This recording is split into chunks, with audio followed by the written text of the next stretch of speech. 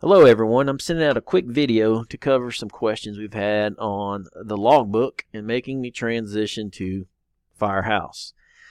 Some of the issues that we're going to bring up, I figured it'd be easier to cover them in a video than for you to read step-by-step instructions, but they'll come to assist you.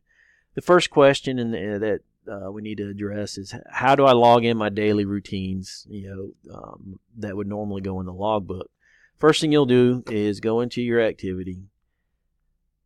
You'll choose the activity code. Just click on the ... box. The first thing that's going to be highlighted is your station daily activity report. Double click, hit yes for new. Your start time is going to be 07:30 when you start your shift. End date will be tomorrow, which will be the 4th. 07:30 is when you get off. You'll notice because we entered this code up here, it went ahead and disabled unit and automatically checked other for you. We're going to pretend like we're at Station 3. Today's A shift, so we're going to do Station 3. A shift. Now the computer knows what times we're working, who's working. We can go add group from scheduling, and anybody scheduled for your station that day, hit OK. And it'll populate them. Then you're going to go to your Note tab, and this is where you'll start entering your daily information. 07:30 to 0800. Check trucks and station. 0800 radio check. We'll say 1000 to 1045. Engine 3 reported to station 3 or to station 1 for meeting. 1200, 1300, lunch. 1500 to 1600.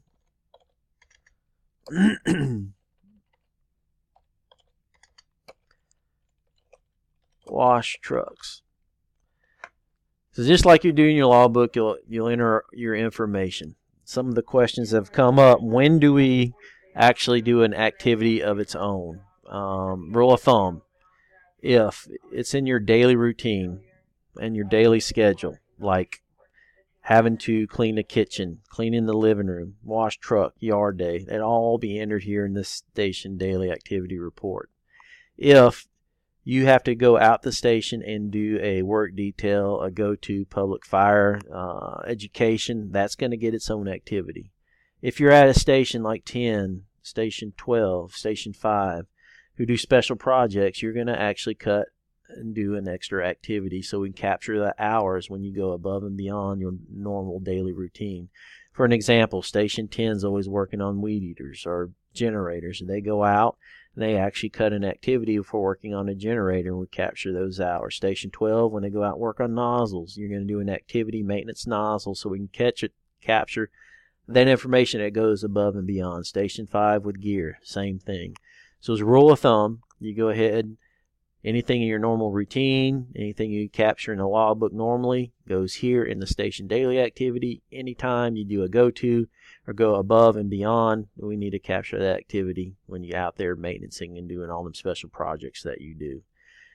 Once you hit save, it'll go in, it'll populate in the journal. If for whatever reason you're getting off at 7:30 in the morning, you go, ooh, I forgot to log something, just go in your journal, double click, open it up, and go ahead and actually edit it and save it again.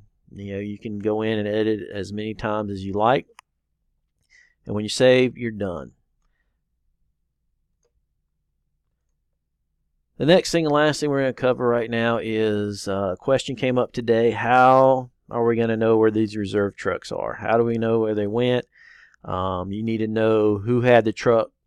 If you're, say, at station 6 and your reserve truck goes out and it comes back 5 days later and you're missing equipment, where was it at? They brought up today. You normally call the station. They look in their logbook. You have to call another station, track it down. Very easy with this system. To track reserve trucks, you'll go in and do inventory. Say we're trying to find engine 17. We'll go into the inventory ID, type in engine 17's ID, hit tab, and it pulls up engine 17. We can see here in the top right, it's engine 17. Any kind of maintenance issues that may have had while it was gone, you'll be able to see. You'll be able to go into these maintenance activities, see what happened, where was it, what was done, who fixed it. In the notes, say I'm in engine 17, it's at station 6. What I'm going to do is I'm going to do today's date, 1/3/2017, E17, put into service at station 3. Anything that may happen, I can log into the truck and equipment, anything that I think that needs to be reported, I can put in here. We'll do 1/5/2017, engine 17 came back.